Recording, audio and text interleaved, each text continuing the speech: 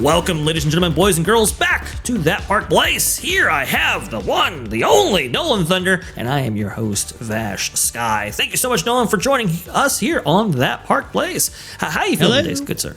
Oh, I'm feeling pumped. I want to talk some Disney news. Let's do this, bad boy.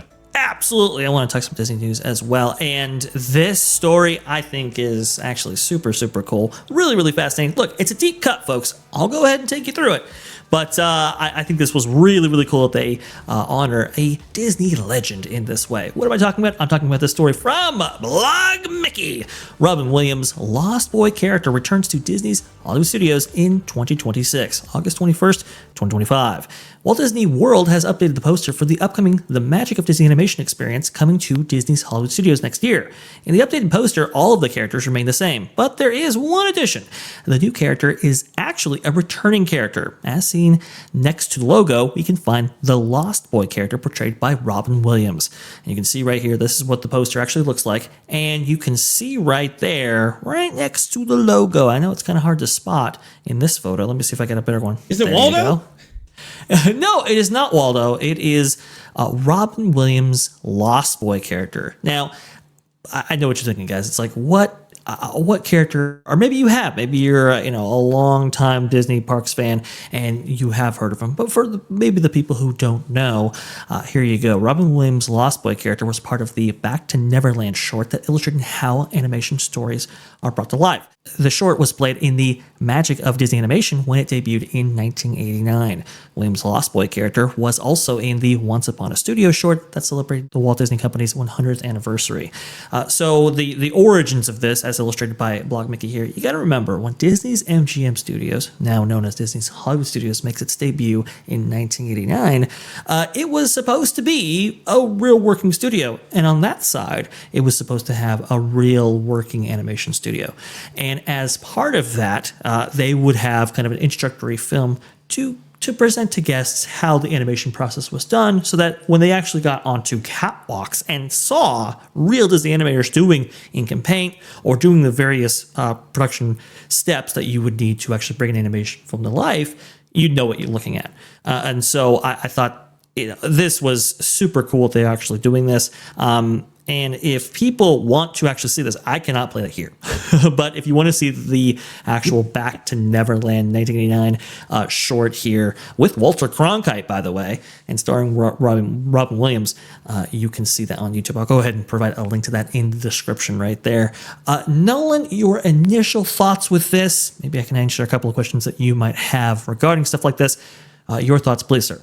I think this is pretty awesome because, it's very unfortunate, a lot of times when massive corporations such as the Walt Disney Company going into the archive of legends of yesteryear who have unfortunately passed away in this day and age. Take, for example, Walt Disney himself. It's usually leading to a lot of controversy of, hey, we don't know if this character would be saying these kind of things. If something goes wrong and breaks, it's going to look really foolish to be messing with someone who has moved on to hopefully a greener pasture, wherever that may be. To have them bringing back an obscure character that was voiced by the late Robin Williams is actually amazing hype right here, because not many people know about him. And when you learn about him, you don't just learn about his history, you learn about this whole animation pavilion area, that shows a yester time of what used to be the MGM studios. And at a sector of the park where it's so bled of content, Star Wars didn't go over quite like how they hoped, post shutdowns, like the park is still trying to recover from all that. It's a good way to garner some hype, and a good way you can get hype is knowing why should you care about this area. And I gotta say, it's hard to go wrong with Robin Williams. I know a lot as someone who covers a lot of gaming news over on the Gaming Sphere of this stuff. Robin Williams literally named his daughter Zelda off the Legend of Zelda series from Nintendo. So that's cool. His influence on advertisements, movies, and everything has just been so influential, even so far after his passing. And I gotta say, for once, I think Disney is doing something that is both a smart decision and, morally speaking, actually pretty wise. It's an animated character who deserves to live on, and I find his story extremely fascinating. So seeing him right up there, with Mickey Mouse, Mulan, Chip and Dale, all of them, all the iconic Disney characters, it's cool to see. And with hearing how much of almost like a precursor to the genie in Aladdin with how he acts, what he does, how he animates. I think that is a really cool piece of history. And I think it doesn't matter what age you are. I think there's a lot of reason why it could touch someone's heart to garner interest in this character. What do you think, Vash? No, I completely agree with you. You know, keeping these characters alive and maintaining a presence in some regard when it comes to various attractions, or it's what Disney used to do so well. We used to have a kind of attraction holdovers from the past, right? That would be incorporated into attractions of today. Maybe like one of the most famous examples at Walt Disney World was when 20,000 Leagues Under the Sea was replaced with I think like a Winnie the Pooh playground or something like that. They put like a little Nautilus, into the kind of playhouse tree that people, or kids, I should say, would actually crawl through. That was a nod to the past, what formerly sat there, right? And there are, dozens of examples that one could note from this. Definitely.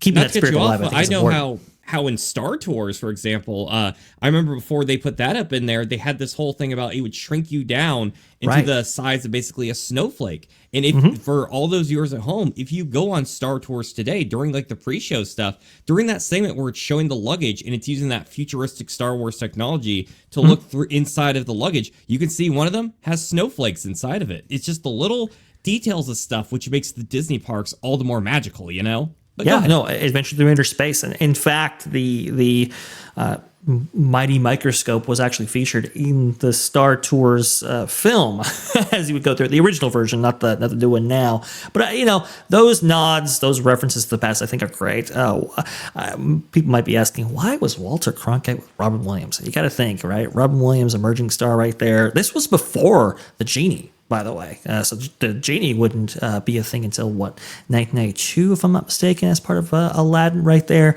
And this was done in 1989 when the park first opened.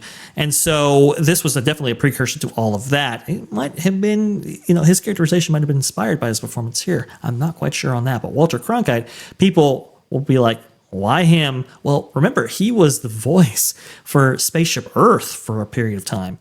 I was like, really? I didn't know he did Spaceship Earth. That's amazing. Yes, he did. He was brought in because Michael Eisner had this belief that, if you have celebrities, it will make a project go. I believe, I think it was the sequel to was it Staying Alive with Sylvester Stallone and John Travolta? Anyway, it didn't do very well, but because those big names were attached, and this is when he was the head of Paramount at that time, he was like, okay, that's why that did well. So in order to ensure that projects do very well, we have to have big names, we have to have big stars, and we see that from the live action side for sure around that time. We see that a little bit on the animation side, but we definitely see that in the parks as well. And that's why Walter Cronkite was incorporated to Spaceship Earth. Apparently, got great surveys, great reviews. And then he did this short for the opening of Disney's MGM Studios in 1989. And this is all how that comes into play right there. So it's a lot of Disney history kind of merging here. Can we bring that logic into today? Can we get like Tower of Terror 2.0, but narrated by Sabrina Carpenter? Is that the direction we're going here? Well, I don't know. I mean, I will say Michael Eisner he went a little crazy with it, especially with like Superstar Limo, for example, where it was all like the ABC stars and stuff, and done in this really kind of crazy, wacky style. No. That didn't work out well. There were times at which it was like, is this more of a ensuring the success of a specific attraction, or is this more of an advertisement for ABC or the individual celebrities and all of that kind of thing? But I will say this short is filled with a bunch of charm, a lot of heart. As Nolan actually pointed out, the animation style harkened back to what was going on in Roger Rabbit. And Roger Rabbit was just a quantum leap in terms of animation quality, especially as it incorporated live action elements and that live action interacting with animation. Amazing stuff, but you can kind of see a little bit of that there as well. I think that's really, really cool. It was a huge leap. Like, for those viewers at home, if you want a little rabbit hole deep dive, compare Pete's Dragon to the animation in Who Framed Roger Rabbit. Look at the behind the scenes that went into it. The amount that the changing of how the animation industry was handled that point onward, behind the scenes with the shading effects, the shadows, it made a complete difference. Say what you want about, say, like Space Jam or something like that. Those who worked on the animation, top notch. Like, it is insane just how much within a few years the industry just completely changed everything. And I think the Return to Neverland short that Robin Williams is part of is a prime example of what Disney could be. And I think the nice thing about it, it's just so evergreen for something as retro as that is, going on like around 40 years now. It shows that there is a Disney magic that whether you're a young kid playing Fortnite, or perhaps you grew up with something like a re-release of Snow White and the Seven Dwarfs, like, it shows just the range you can have when you have iconic actors and iconic characters like these. And even if they get a little more niche, it's the influence of Disney that can really make a difference. Yeah, and we're seeing an image right now of Robin Williams on the set of Hook right there. That's definitely around that time when he was, relaunching his career, so to speak, and he actually talks about his love of Peter Pan actually in this short, which I think was pretty cool because that predates Hook as well, right there. And it's unfortunate that Robin Williams had a little falling out with Disney after Aladdin and the Genie, and that's a whole story that we had to go into knowing at some point. But like you were saying before, the infusion of talent. And just the quantum leap that came after Roger Rabbit, it put Disney on the map for sure. One of the most expensive productions, big risk, but really, really paid off. And Richard Williams' team from London kind of being infused right there from Disney Animation and really setting them up for success. Unfortunately for this short, it came rapidly out of date. This was, in the very, I want to say 1990, when Disney took on the CAPS system, the computer animation production system, and that was the kind of digitization of the animation process, right? And honestly, I think the CAPS system really revolutionized Disney animation. I think it really did push the boundaries even further for them. But unfortunately, like a lot of the ink and paint stuff and a lot of the stuff featured in the Back to Neverland short, and especially through that production process that you would actually see on those catwalks, was now out of date. So it was, you live by technology, die by technology. In this case, it wasn't meant to be forever, as nothing ever is. But I think bringing back this character right here with this Lost Boy being featured on this attraction poster, I think is super, super cool. Good job, Disney. Hey, we give Disney a lot of crap. And perhaps I think rightfully so. Some people say we're a little bit overly critical. I get it. I understand it. But we like to also call out when they do right, and I think this is a really cool story. Nolan, final thoughts, please. Oh, yes, please. And, I really want to give a lot of credit to Disney here, because this is not something I don't think anyone was clamoring for. They were like, you know what we need to fix Disney? We need this Lost Boy back. Feeling like we're in a Joel Schumacher film or something like that. But no, yeah. It's really cool. And Vash, if you could actually... for our visual viewers at home, if you could scroll back to that image, where you get to see all the characters together, I find it really cool how, it's not just this Lost Boy you got here. You even got 2D animated versions of Frozen. You got Big Hero 6 up in here. Yes, Moana especially.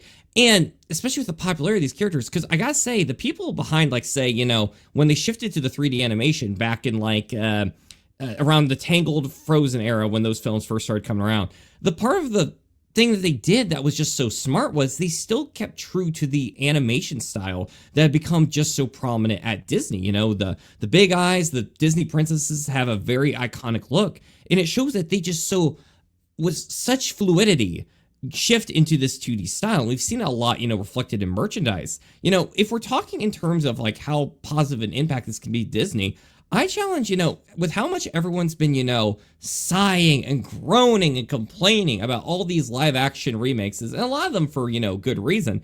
How about, if you already have the plots and the storylines, why not maybe harken back to some of this? Why not make a cartoon version of Frozen or Moana, because it's hard to tell a kid no to hey, do you want to see a new version of a cartoon with a character you love? They're going to give it a chance, And who knows, maybe some enthusiasm of maybe going back into the well with some traditional 2D animation, maybe in an all new way, because the industry has definitely evolved so much from the days of the animation courtyard, making your way through those tours. Why not see like, hey, maybe this could revitalize obscure characters such as the one Robin Williams portrayed here with this Lost Boy? I don't know. That's my 2 cents. And I think it could have a lot of potential for the Walt Disney Company because, you know, a lot of people just keep focusing on 80s and 90s. And it's been quite a bit since then. I think there's a reason people are still talking about how much better a lot of the stuff was from today. And I think we're at a time now where if the demand's high enough, we might be able to see some companies finally shift, seeing as how they've had so many financial losses. At least that's my opinion. Lots of potential there for sure. And yeah, Disney, they could do so much if they had the courage to pursue any of it. And that's the most unfortunate part about that. But we want to go ahead and leave it to you, the commenters down below. Go ahead and leave us a comment right there. If you haven't yet liked this video, go ahead, hit that like button. Also, go ahead and subscribe to Nolan Thunder's personal channel and That Gameplace. He's doing some amazing stuff over there for the TPP network. And, well, make sure you go ahead and subscribe for all the news. That should be fun. Thanks for watching That Park Plays News. For more information, consider checking out www.thatparkplace.com. And don't forget to subscribe, share, like, and send this out on your favorite social media accounts.